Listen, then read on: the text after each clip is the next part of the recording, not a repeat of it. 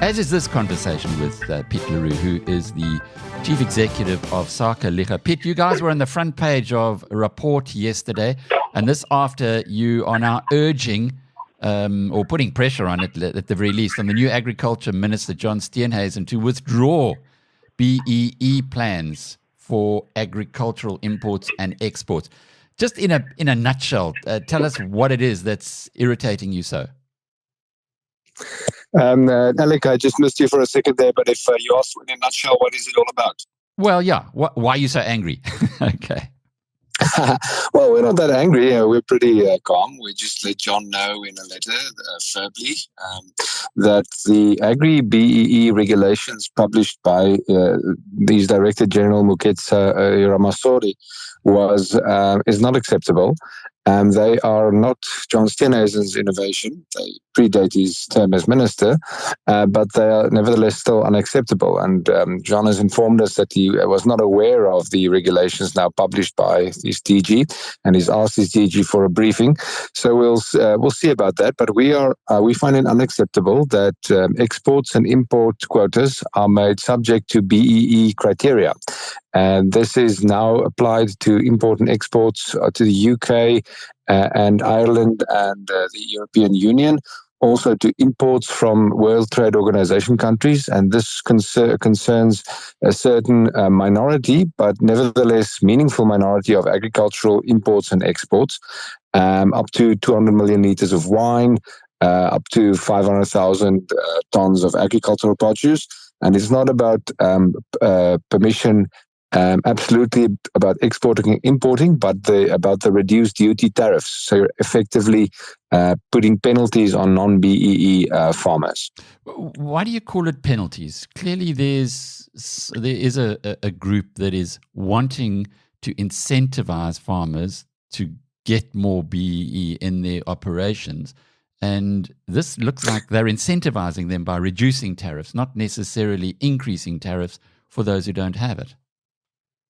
No, what is happening is it's an abuse of the international trade agreements under the World Trade Organization Marrakesh Agreement and the EU economic partnership agreements with the EU and with the UK and Northern Ireland.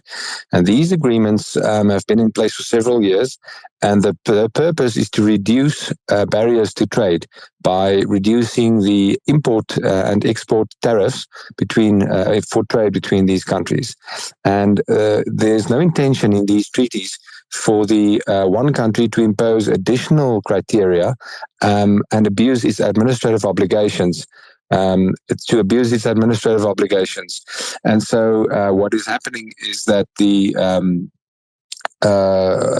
what is happening is that this abuse is now continuing, and I'm calling it a penalty because that is what it is. It is forcing farmers who don't do BEE to pay, let's say, I think it's about R3 extra per bottle of wine of exports.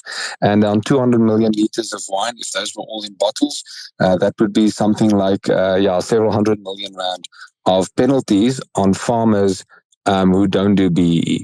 Okay, that's why I call it a penalty. You can call it an incentive, but the government is making the one kind of person pay for this and favoring another and abusing a trade agreement for it.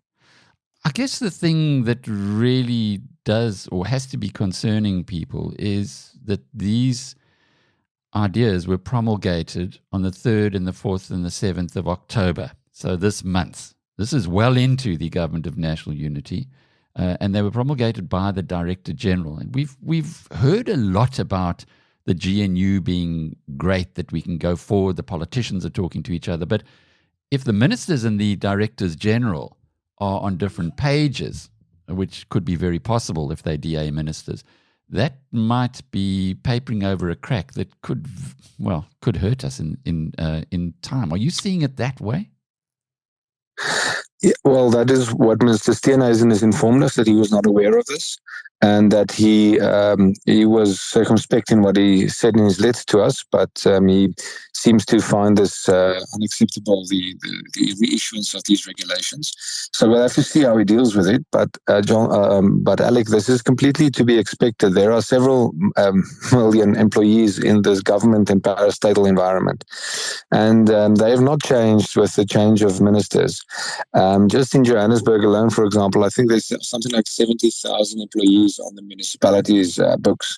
So changing the conduct of this machine called the state by changing a few senior positions is it's absolutely unlikely to result in significant improvements in the short run.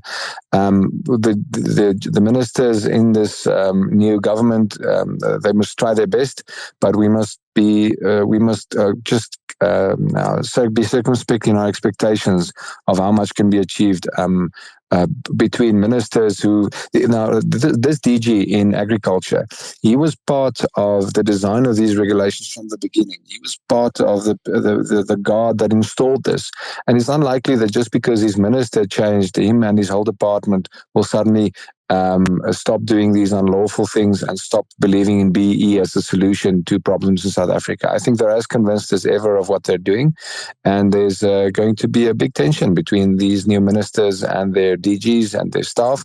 And I think it's, that's, you called our letter, well, why are we angry? I think our letter is just firm, and we have to say it like it is. And we will apply the pressure at the appropriate point, which is the minister, and we must ask him to do something about it. And depending on his actions, we will either be express our approval or continue with further steps. Who has the power here? Well, the initiative certainly this time seems to have been in the hands of the DG. We've asked the minister to have these regulations retracted. We'll have to see. I think maybe a few weeks from now, a month or two or three, maybe we'll know who had the power. At this stage, it's, on paper, it's the minister. We'll have to see. Alec, I could add that these regulations are in step with official plans in the department called their Agri-BEE plan and their Agri-BEE enforcement guidelines. These have been in existence for between 8 and 5 years now. And they were developed under Toko Didiza and even her predecessor. And we exposed these last year after we were able to obtain them through a PIA request. But they were confidential and hidden within the department. They were not published on the department's website, even though they were documents of public interest.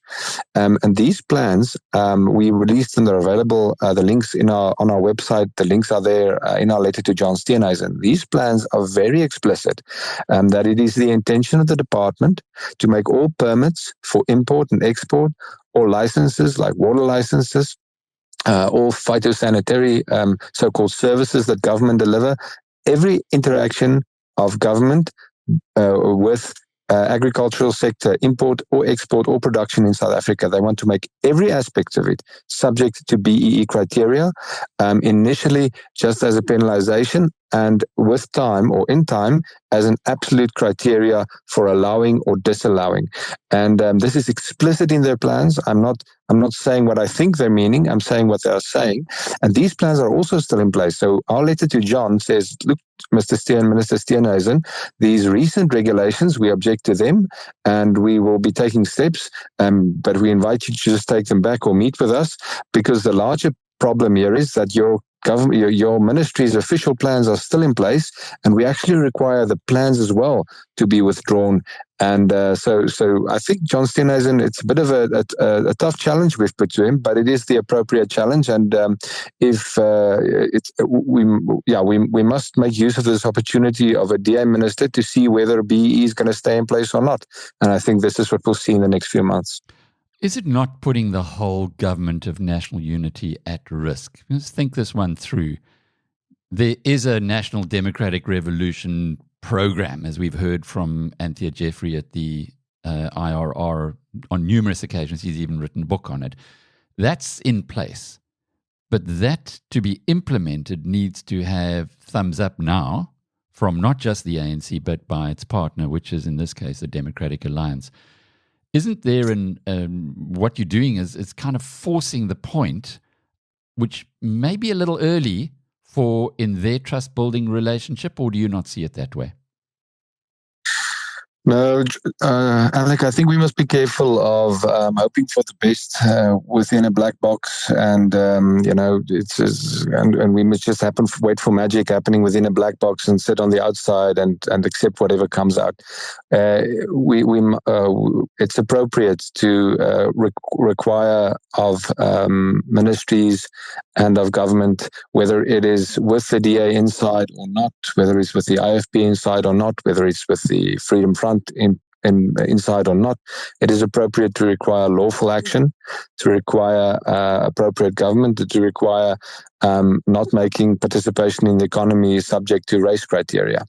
Even if maybe someone would argue, well, Minister Steenhuisen should keep BEE in place or some measure of it because he has no choice. Well, then he must do that, and then that will enable us as Sakeliga, it'll enable you and your listeners, and it'll enable the whole of society to understand what the rules of the game are here. Whether if the government of national unity means BEE stay in place, well, then let's know that. From our side, we're treating this government the same as we're treating other governments, and just because it's called a government of national unity does not change what we expect from this government versus another government. And so we're not angry about it, but we do want to know what's up. In other words, hope is not a strategy. Give me the facts. Yes, yeah, and so let's determine the facts. Yeah. Piet le Roux is the chief executive of the Sakeliga, which is a very powerful voice for business.